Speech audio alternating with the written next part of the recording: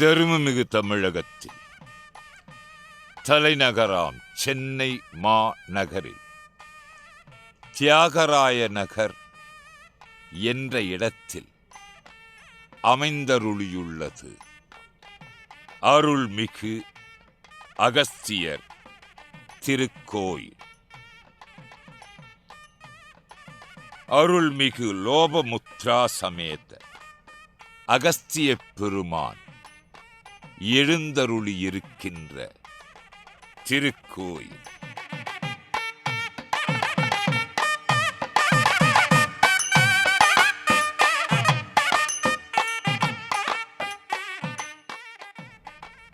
அருள்மிகு அகஸ்தியர் திருக்கோயிலில் அருள்மிகு சித்தி புத்தி சமேத நித்யானந்த கணபதியின் திருக்கோலம். ஆனந்தம், பரமானந்தம், பேரானந்தம், சித்தானந்தம் அனைத்தையும் இப்பெருமானை வணங்கி வழிபட்டால் நித்தியமும் நித்யானந்தத்தை நல்கும் பெருமான் சித்தி புத்தியுடன் எழுந்தருளி இருக்கின்றார்.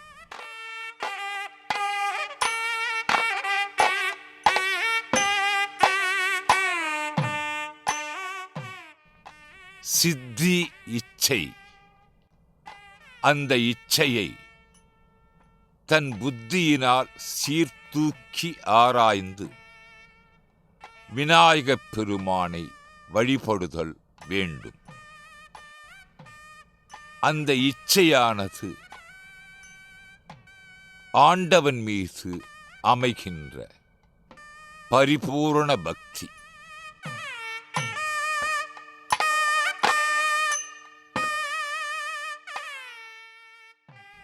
பரிபூரண பக்தி ஒரு பக்தனுக்கு அமைந்தால் அந்த பக்தனுக்கு அனைத்தும் சித்தியாகும்.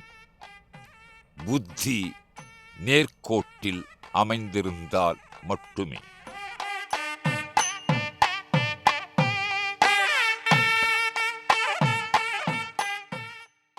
அகத்திய பெருமானின் அருள் நாடிகள் அமைந்தருளிய திருக்கோயில்.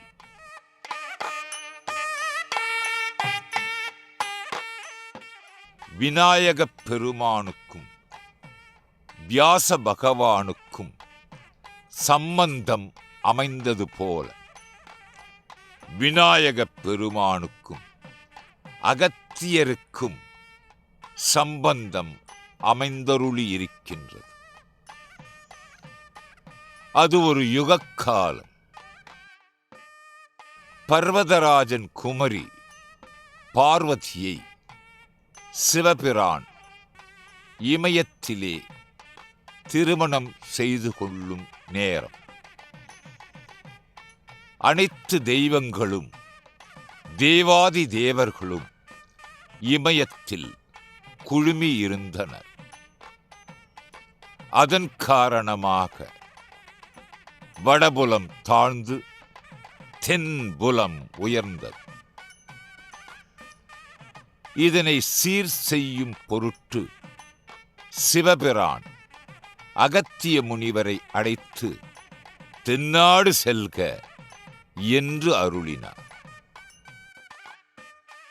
தண்ட கமண்டலத்துடன் புறப்பட்ட அகஸ்தியர் தென்னாடு நோக்கி வந்து கொண்டிருந்த போது விந்திய மலை வானுயர உயர்ந்து அவரை தடுத்தது. விந்திய மலைக்கு தான் இந்த உலகத்திலேயே மாபெரும் மலை என்ற அகங்காரம் அமைந்திருந்தது. அந்த அகங்காரத்தை போக்குவதற்காக அகத்திய பெருமான் விந்திய மலையின் மீது ஒரு திருக்கரத்தை பதித்தார். அந்த மலை சிறியதானது மட்டுமின்றி அகத்திய பெருமானுக்கு வழிவிட்டது. தென்னாடு நோக்கி வந்து கொண்டிருந்த அகத்திய பெருமான் ஓர் புனிதமான தலத்தில் அமைந்து சிவநிஷ்டையில் இணைந்திருந்தார். அவர் கமண்டலத்தில் புனித நீர் அமைந்திருந்தது. அந்த நீர் தமிழகத்தில் பெருகி ஓட வேண்டும் என்பதனை தன்னுள் உணர்ந்தார் விநாயகப் பெருமான்.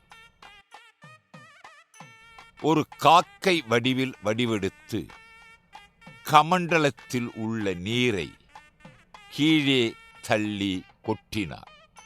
கா விரித்ததால் அதுவே காவிரியானது.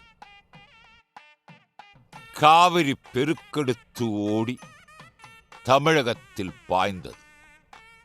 ஆக விநாயகப் பெருமான் அந்த புனித நீரை காக்கை வடிவில் விநாயகப் பெருமான் தள்ளிவிட்டதால் அந்நீர் காவிரியாகி தமிழகத்தில் பாய்ந்தது. காவிரி நீர் தமிழ்நாட்டிற்கும் சொந்தம் என்றதொரு பதிவினை இந்த சம்பவம் விவரிக்கின்றது.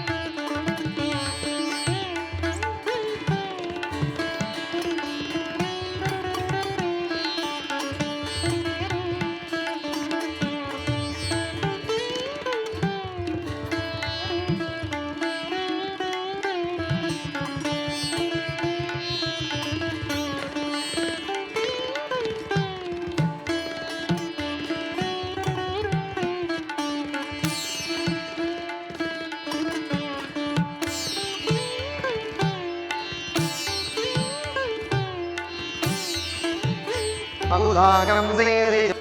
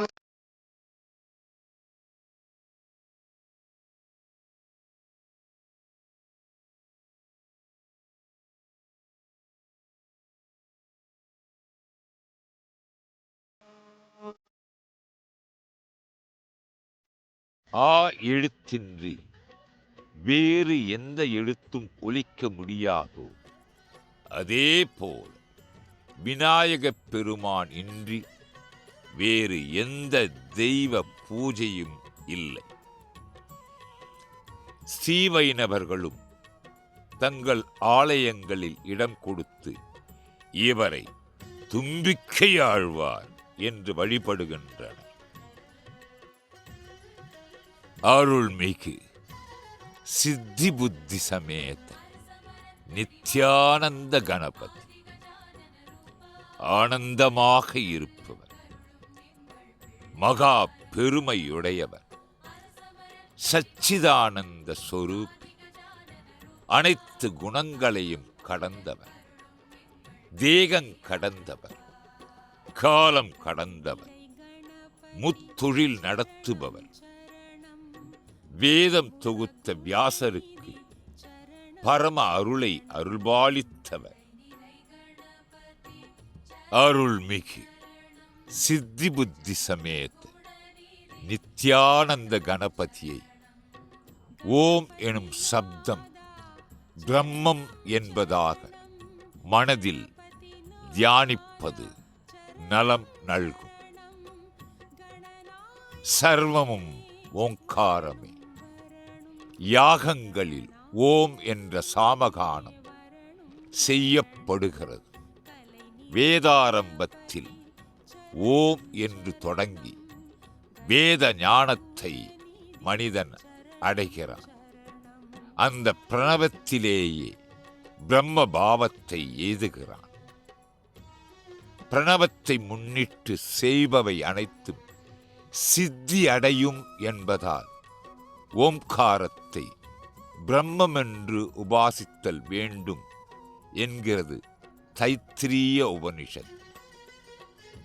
ஆக சித்தி பெற, நல்ல புத்தி பெற தருமமிகு தமிழகத்தில் தலைநகராம் சென்னை மா நகரில் அமைந்தருளி இருக்கின்றது அருள்மிகு அகத்தியர் திருக்கோயில். அகத்திய பெருமான் அருள்பாலித்தருளிய திருக்கோயில். இத்திருக்கோயிலில் அகத்தியரின் அருளும் அருள்மிகு சித்தி புத்தி சமேத நித்யானந்த கணபதியின் பேரருளும்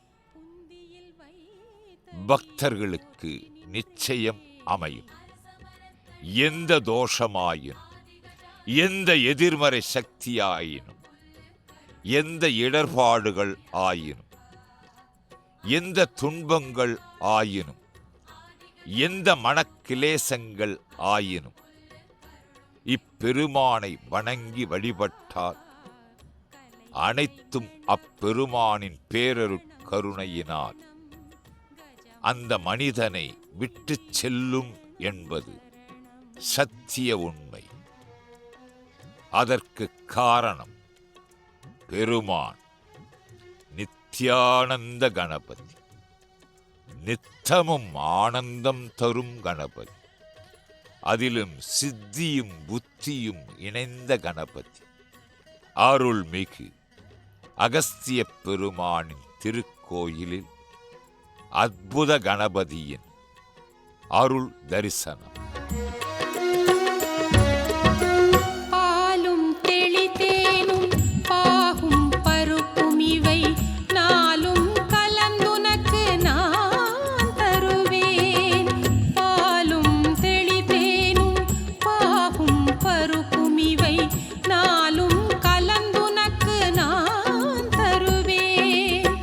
கோலஞ்சை துங்க கரிமுகத்து தூமணியே கோல